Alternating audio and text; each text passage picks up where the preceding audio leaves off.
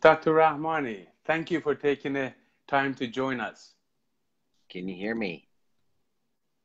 Yes, I can hear you fine. Can you hear me?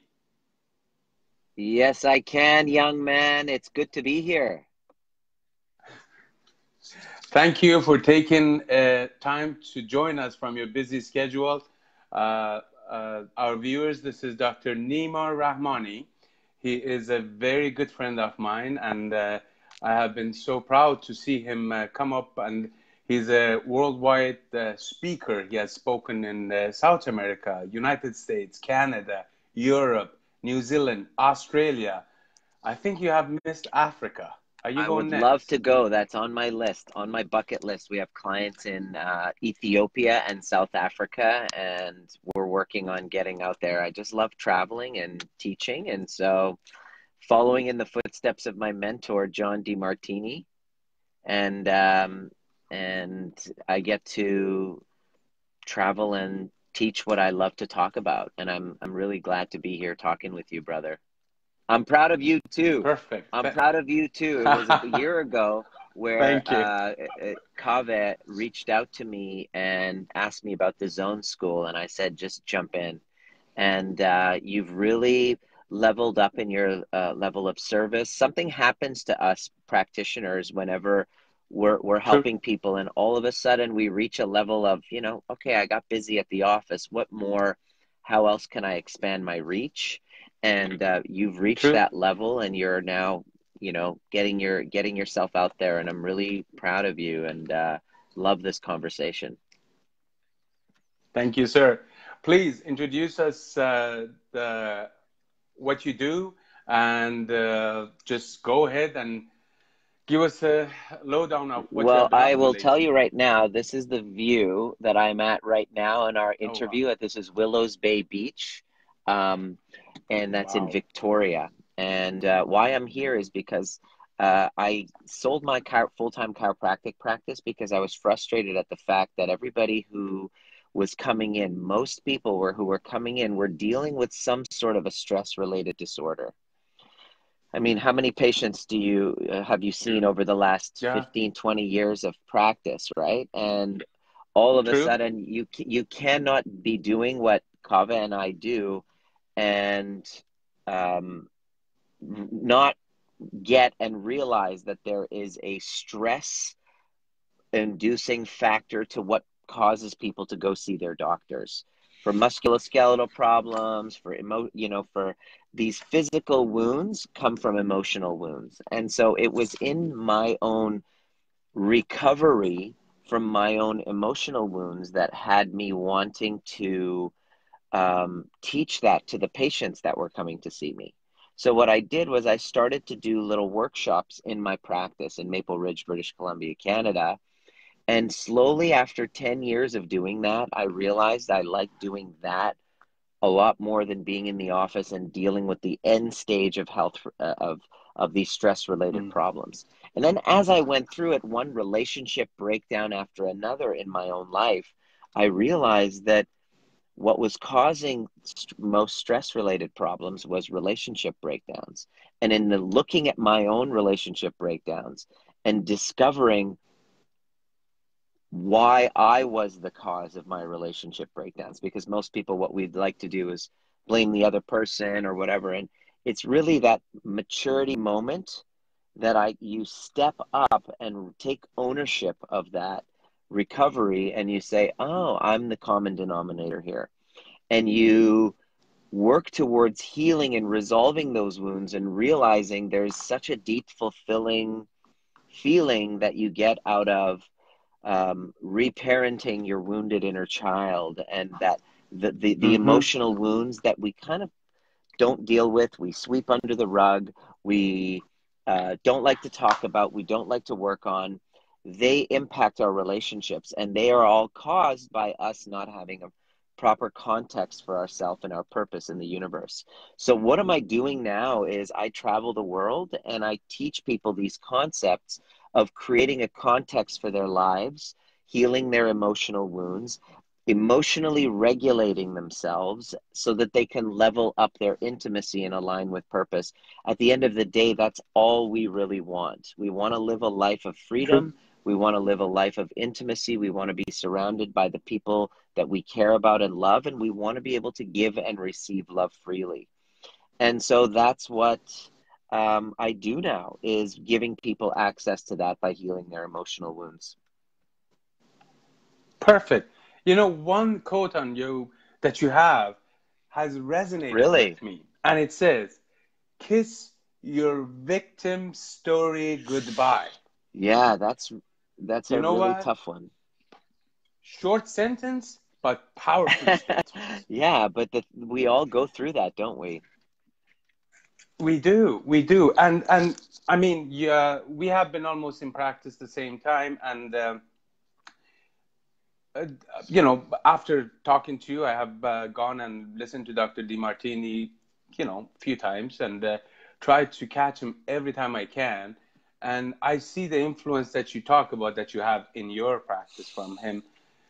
In your experience, what kind of ailments have you seen that is basically a mirror of what's going on in one's Wow, soul or that's a one's... great question, man.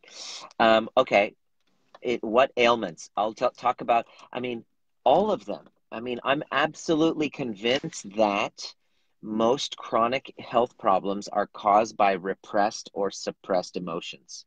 Okay, but let's just let's just get specific examples. Yesterday, I was in practice because I'm in Victoria covering one of my buddy's practices who's on holidays. Um, he, this woman comes in with TMJ, jaw pain. Okay, and she's like, I've been working on this jaw pain, jaw pain, jaw pain. And then I said she's been working on it with the other doctor. And then I asked her this one question that made her cry. And I was like, oh, okay. Anything that makes you cry with one question, you know, you've done this before, right, Kaveh? Yeah, You ask yeah. one question and the person starts to cry, and you're like, oh, I wonder if there's anything emotional underneath here.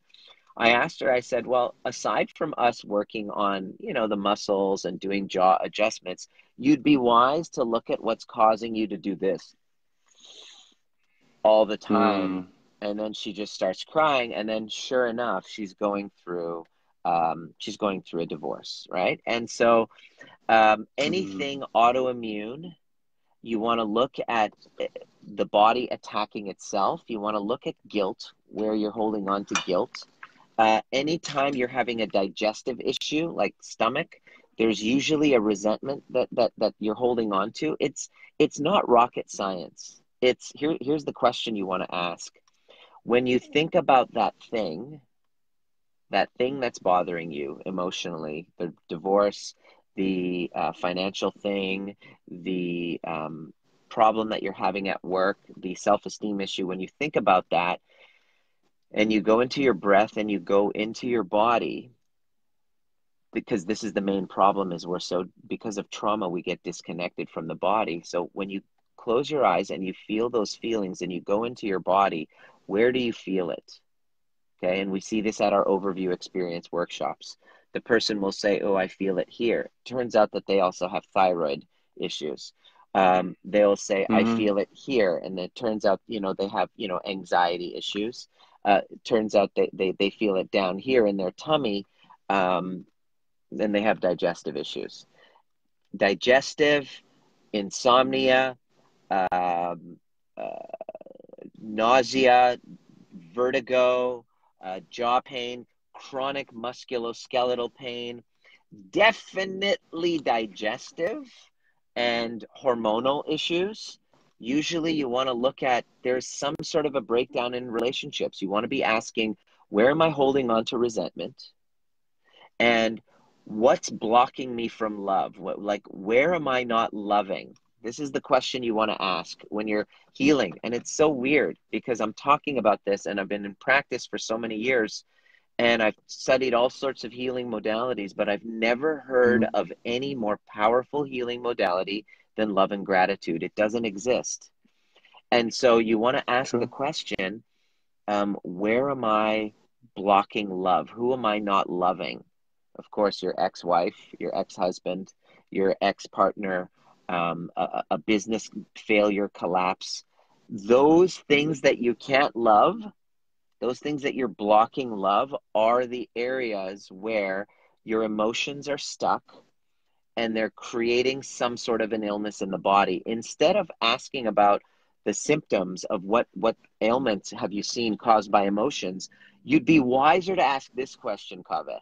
You'd be wiser to ask this. Ask the question, when did I get my symptoms? Number one. When did they start? And then number two question you want to ask is, what was going on in my life around that time, within a 3 to 6 month period of that time?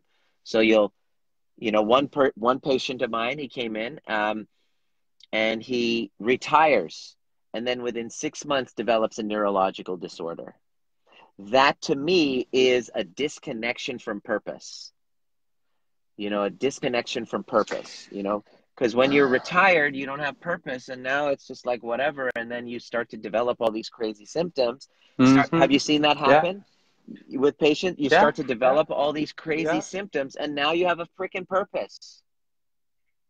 True. So it's so prevalent. It's epidemic. What with you, what I love about you is specific.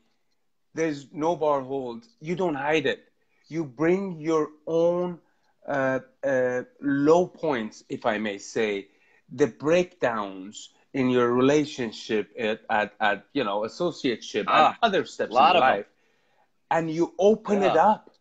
And when you open it up, when the guy is listening to you, he can hold nothing. He's gonna have to open up to Exactly. you. That's the key. And this is the difference between the professional style healer, psychologist, who is the doctor who's supposed to heal, which is now a new model that we're shifting, is to teach people to self-heal. And in order for them to self-heal, they must become vulnerable to their own wounding. They must put that armor down that they've put up that's keeping them from trying to protect them, but it's blocking us from love. And we must let that armor down and then allow love in.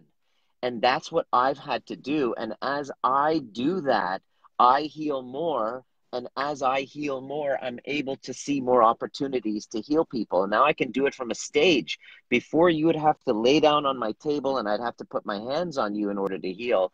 And now I literally have workshops with people and I say the right thing that makes the person feel so completely seen and heard. They feel seen because they know that I know what they're talking about.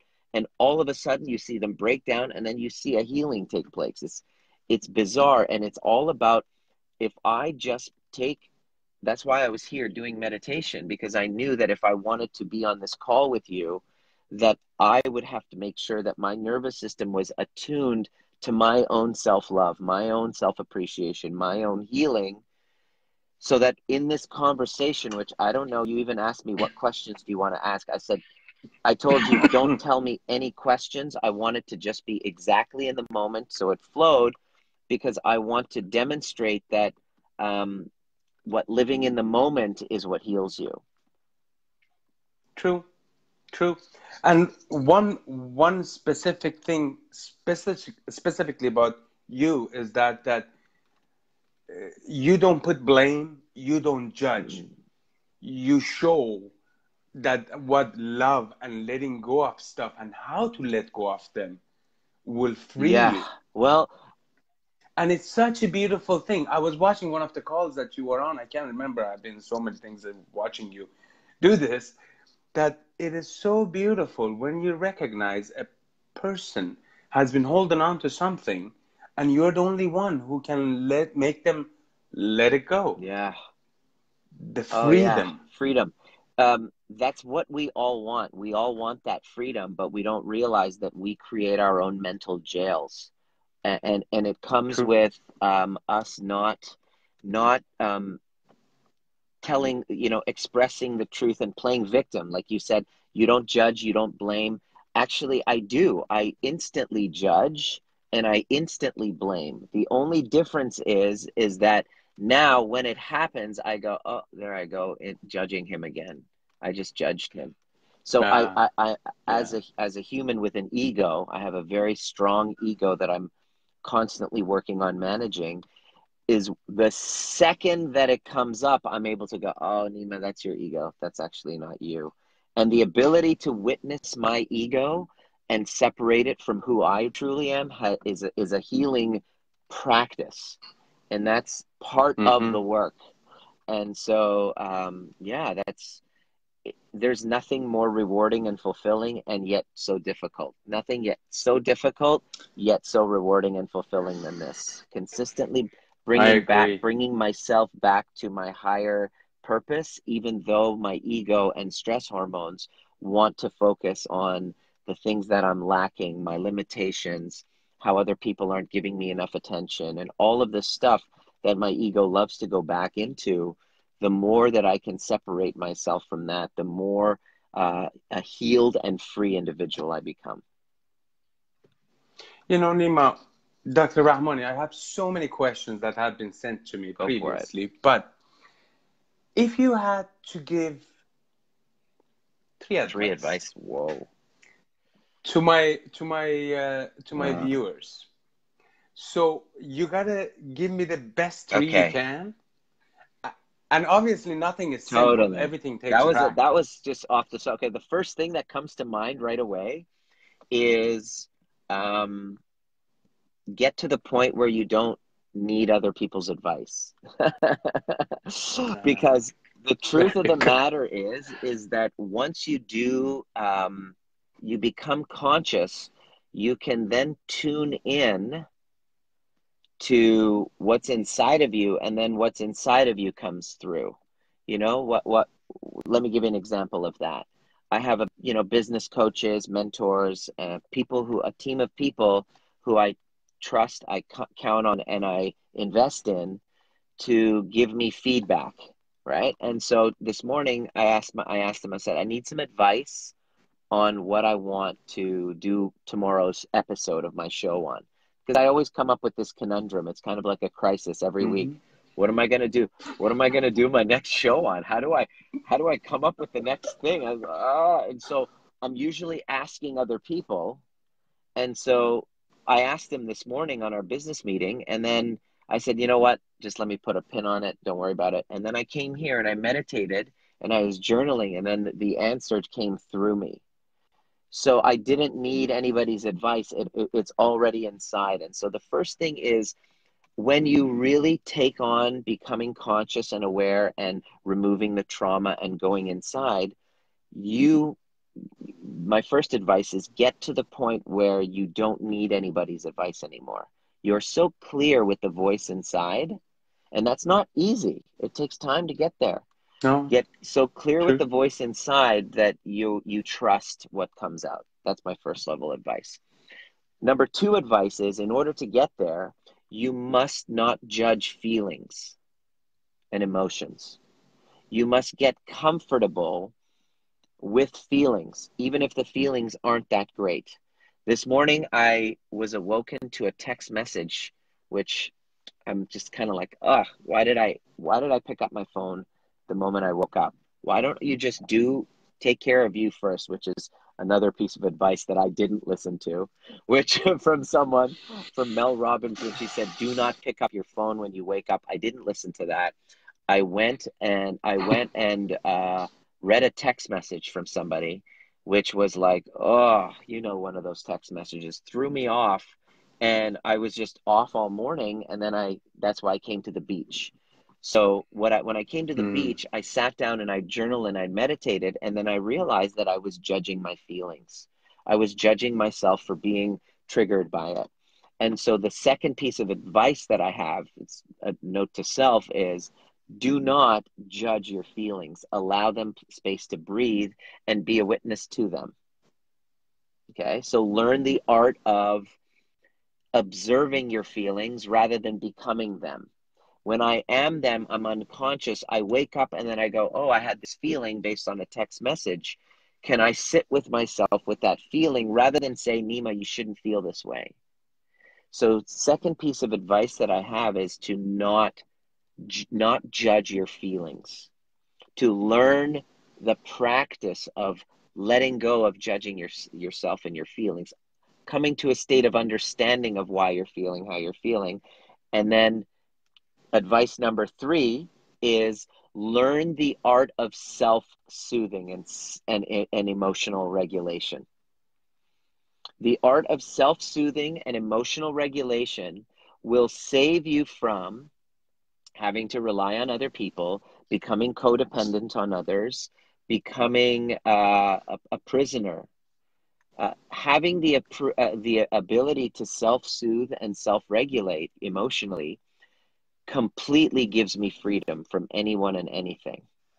I don't need money to self-soothe me. I don't need to make a sale to self-soothe me. I don't need approval of a woman to self-soothe me. I don't need people to tell me how wonderful I am. Those are all external distractions that I seek out when I haven't learned the art of emotional regulation, how to give that to myself. So get to the point where you do not need anyone else's advice.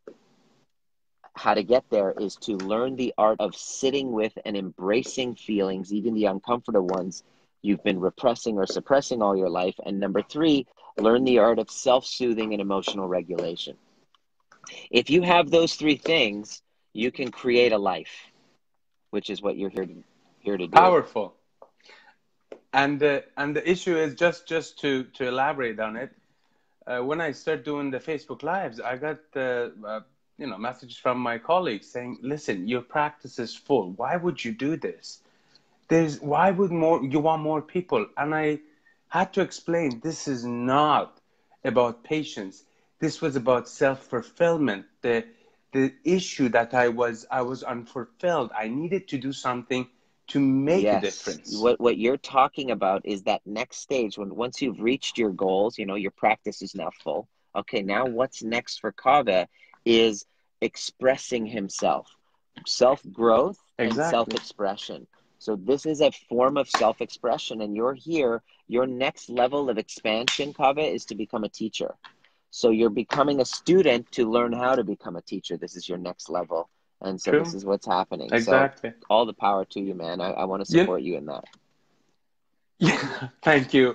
Nima, I have to say, you have been very instrumental in making me recognize and realize that, I was where I was, but what was next? That scary transitional anxiety is what I call it. Oh, yes. I call definitely, that transitional definitely. It took me a year after the discussion that I had with you. It took me a year to understand where was I and what did I need to do to fulfill the inner child that wants to constantly grow. Wants to grow, wants to learn, wants attention. We have to, part of my growth was to honor the fact that, yes, I want to get up and make a difference. And this also soothes and satisfied my younger self, who had a separation trauma and didn't feel that between him and his twin brother, that he had enough attention. So part of that was me acting out and being on stage, doing musical theater, doing salsa dancing, being a performer all the time. And now that's why that little inner child is included in my time on that stage. I get to play, I get to dance, I get to perform, I rap. And so acknowledging that part is very powerful as well, because now you don't have to hide any part of you. To be honest, I get a lot of people come to me, and as a chiropractor, you see all these sorts of people. I mean, in my practice, neck and back pain isn't something that I don't see. Everything else I see. And people come and say, "Doc, can you explain to me, for example, how is it that I end up with a back pain when I get stressed?" And I go through the whole thing that when you get stressed, the body goes into the fight or flight response. Fight or flight response, they have these hormones that get secreted, and the hormones causes muscle spasm, making you ready to fight. And there's no fight. So the muscles are getting tense for no reason, and you keep doing it over and over again. So it's a snowball. That's a good analogy. It's like being chased by a tiger. So, exactly. So, in your studies and basically getting in depth, especially with DeMartini method. What ails today's society? What is the significant, I know there would be Mhm. multifaceted reasons for it, but what is one thing that you can say, you know what, this could be the predominant Okay, cause? that's a great question, and I know the answer to that. I truly believe that every single problem that we encounter in our lives is because of our inability to deal with and manage anxiety. Mm, Anxiety, our fear of the unknown, um, our uncertainty with the future, our need for certainty, our need for permanence, our need for um, immortality. The three uncertainties of life that we need certainty for that we can never have. The uncertainty of the the need for permanence when the nothing is permanent, the need for certainty when nothing is certain, and number three, the need for immortality when all of us are mortal and we're going to die.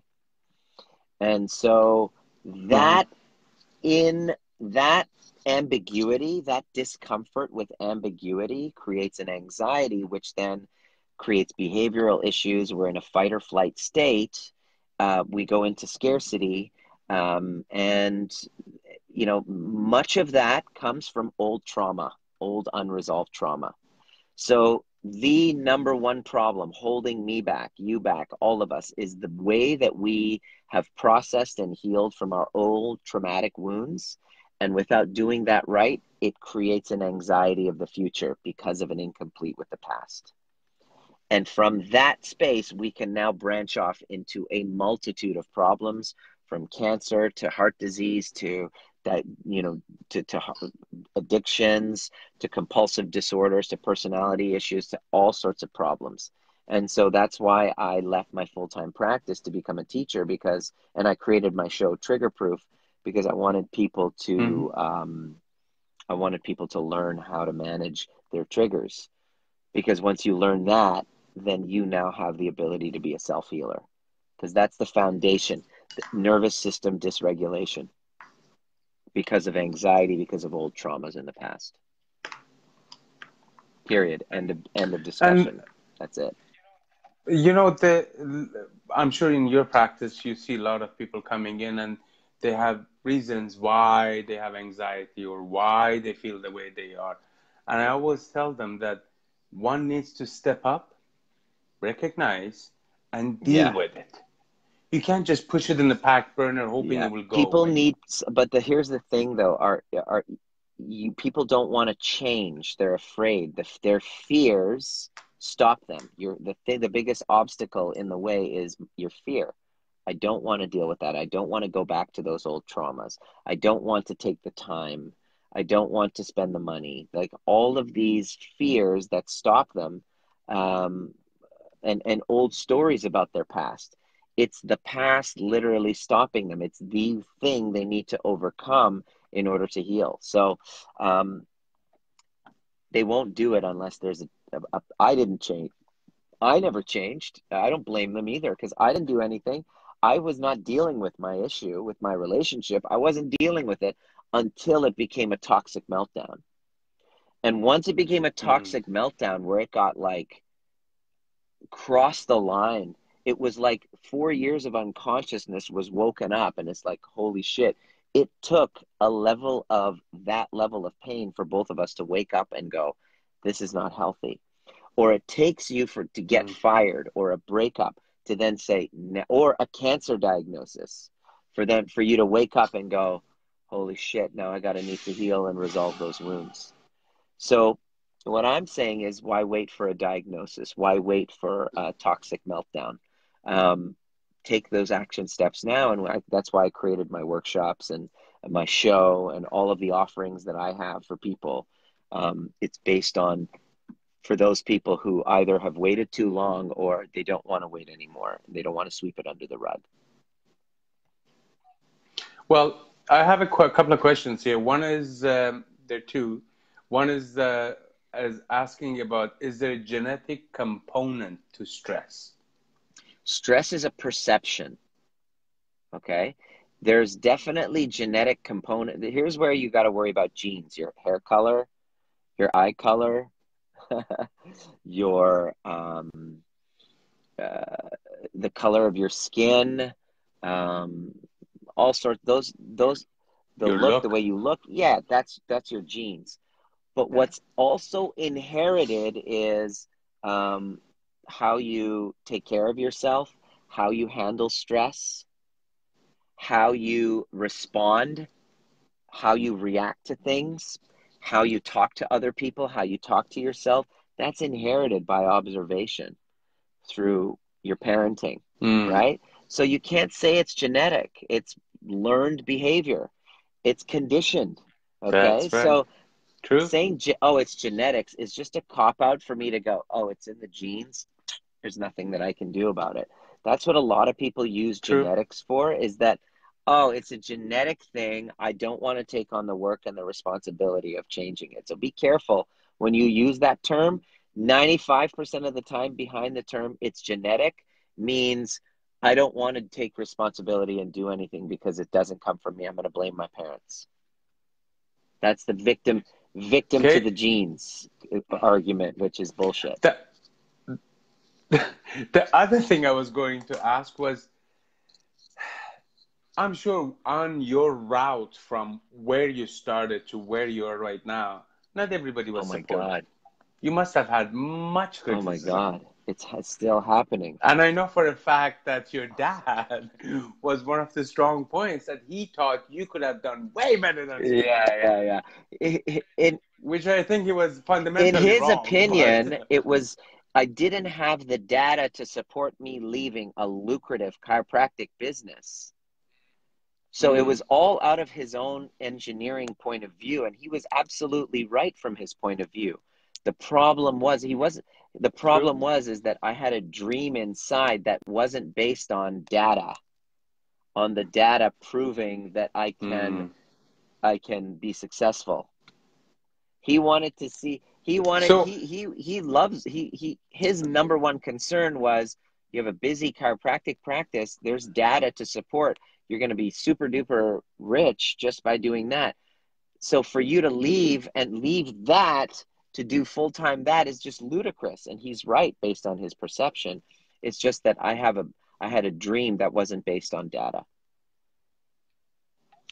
how do you deal with negative How do you criticism? deal with criticism? Somebody comes Yeah. to you, especially when negatively, they're not supportive. You can see it, but they can't see it. You know what I mean? It's like, for example, I'm just going to use the example that I see my son, for example, he has all the means to play hockey, and he says, no, I don't want to do it. Mm. Son, you can do it. I can see you have the ability. No, I don't want to do it. So I am pushing him to do it. He sees me as criticizing him, That's tough. trying to make That's him do it. tough because as a father, you truly want like to see him succeed and have a good time, and you know that he can like kill it, right? But as a That's father, right. your True. job also, when he pushes back, he's giving you feedback. When he's saying, no, I don't want to do it, he's giving you feedback that this is not in alignment with his values. That might have been your Mm. dream because you came from Iran and Yeah. you always wanted to play hockey, but you never had the Yeah. opportunity. So you have this deep void in your life of playing hockey. Now you have a son. His father makes good money, so he can afford all the best hockey equipment, Yeah. the best hockey coaching, all of this. Son, I did all of this for you. What's going on? And his job is here to teach you to stop projecting your values onto him, right? There's many ways to look at this. He's teaching you to stop True. projecting, and he's saying, will you not love me without playing hockey? Do I need to play hockey for you to love me? And that's why he's feeling criticized. He's maybe feeling like, I'm not good enough because I don't play hockey or I don't want to.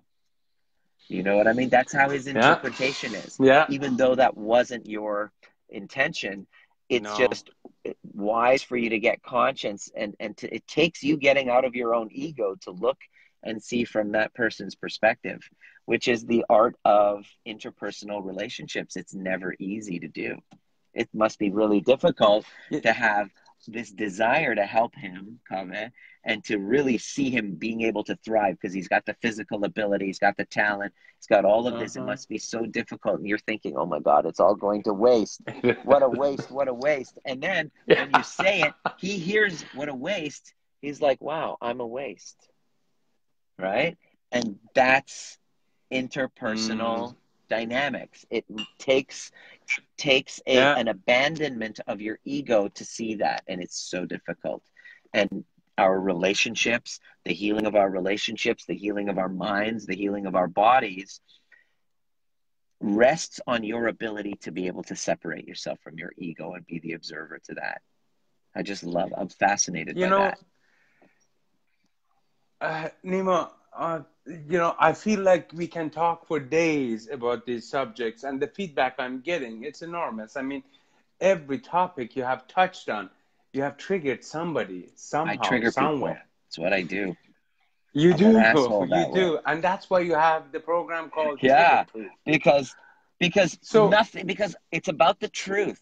Nothing is more triggering than the truth, and the truth is what people we try to hide and avoid all our lives because it's so painful. We avoid it, and then here I am. I'm coming and saying it, and then it's like, oh, I didn't like you very much. I'm like, I know you don't like me because you absolutely love me because you're like, oh my God, it's so refreshing to be able to be truthful. And in our culture, Kaveh, it's very difficult because Persian culture, it rests on only showing a one-sided fantasy illusion of life. I can't show you the dark side. It's always got to be perception of success and happiness and all this one-sided bullshit. So it took a lot of rehab for me to go in and really get complete with my dark side. To be honest with you, that's the whole thing. When we all, emigrated here, we were basically pushed to school. We had to grow up quick, take care, go to work, go to school. Become successful, become a doctor. You must become successful. Exactly. Doctor, lawyer, or failure. There's just one of these three. And so it gets beaten in our head that you must be this, you must be that. And so we identify with it. And all of a sudden it comes to us and it's like, okay, so what the fuck? What's missing then? I've done everything right. It's like, and then I realized that I had just been doing it just to seek that public admiration or approval because I didn't know how to give it to myself. And it was externally driven rather than it's externally focused rather than being like, okay, so what really sets my soul on fire? Oh, I love teaching. Okay, I'm going to teach. Yeah, but you're already making a lot of money and being a doctor and doing all this. Why are you leaving that? I don't know. It's just something I really want to do. I feel it's my calling. Yeah, but it doesn't make sense. I know. I get that. It makes no sense. I'm just going into it because I truly believe in it. And people's lives are transforming because they're giving themselves permission to do the same. That's what makes it really fun. Believe it or not, it's the same thing. Like when the time that we take to speak to each other, you take out of your busy time. I basically have to cancel patients so we can sit down and talk. And everybody says, are you mad? I'm like, listen, this is that fulfilling part that you need to connect outside of this four walls that you have. Totally. That's it. We have to leave this world better than we found it. For us, for our children. We don't have to, but it makes it worthwhile when you do. I've lived in such a way where it's like, okay, so what can I accumulate? What can I get for myself? Oh, I got all these great things, shiny new things. Okay, great. Now what? Oh, I'm disconnected from people. People don't like me very much. I don't have deep friendships. I'm not in a partnership where I feel intimate with. Oh, well, that sucks. Oh, okay, I guess it wasn't that. What else is it? Ah, okay. Being present in my body and fully loving myself and being in all of my senses and my experiences while I connect deeply with others and heal relationships and contribute, make a contribution wherever I go. Wherever I go in this call, can I make a contribution to you and your audience? The clients that I see this afternoon, what can I do to make a contribution? And then you go to bed at night, or you end up on your life, on your deathbed, and you go, did I make a contribution? Yes. Okay. Doesn't matter the money you make. Okay. Have I made the contribution? So that's now the focus has shifted. That's the That's the focus that's fulfillment. shifted based on going through a lot of pain and discoveries in my recovery. Okay. Now, Dr. Rahmany, please tell us, where can people find you? What groups do you have? What's your Facebook? And what's your website address? So if anybody needs to connect with You you, can how do they just put find it you? in the comment sections, drnima.com. We have, if you're somewhere on the planet and overseas, you can come to one of our live events. I'm in Australia in October, Barcelona in November, and Brazil in end of November, and then Dubai in December, and January back in Vancouver. That would be probably your best place to start, would be one of those weekend workshops. This is my signature overview experience. It's 3 days of pure magic. I'm still getting, I did it 2 weeks ago. I'm still getting text messages from the participants saying, holy crap, here are some more miracles that have been happening in my health, and I'm not addicted to sex anymore. My performance has gone up in CrossFit. Like it's amazing. So that's the best place. If you want to join my Facebook group, The Art of Powerful Alignment, to continue the conversation, I'm going to be doing more free live Facebook Lives, Q&As in the community. And also I do a free show, my show, Trigger Proof. It's every Wednesday.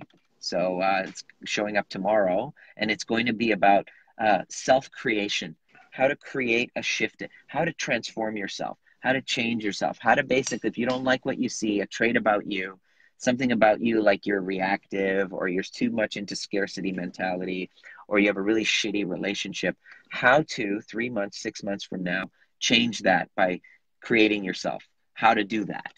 What are the fundamentals that you need from your nervous system all the way to your relationships in order to basically create a future that's worthy of creating? That's what it's going to be on tomorrow. And so join the Facebook group or my website, drnima.com, or just link me here and send a message if you have a question. I have a webinar, drnima.com/watch. It's my live training of the 5 critical shifts to heal transitional anxiety. That's a great place to start. There we go. I will make sure to leave some links at the bottom of this video, and hopefully we can link it to you. So give me one quote that you live with. One quote. Don't dance like no one's watching. Dance like you know there's a million people watching and they're judging you, but you still don't give a shit. Good goal. I love that. Dance like no one's watching means, okay, yeah, I can dance because no one's watching. I can now be free. No. Get to the point where there's a million people are watching you and you can still dance because it doesn't really matter, because you don't give a shit what their opinion is. You live for yourself, not for others. So do what makes you happy, not others. Thank you for having me on, my friend. We'll do this again. Thank you so very much, Dr. Nima. I certainly appreciate your help, and thank you for coming on. We shall do this again, hopefully sometime in future. I am grateful for what you've done. Thank you, everybody, for watching. I love and appreciate you, and see you guys next time.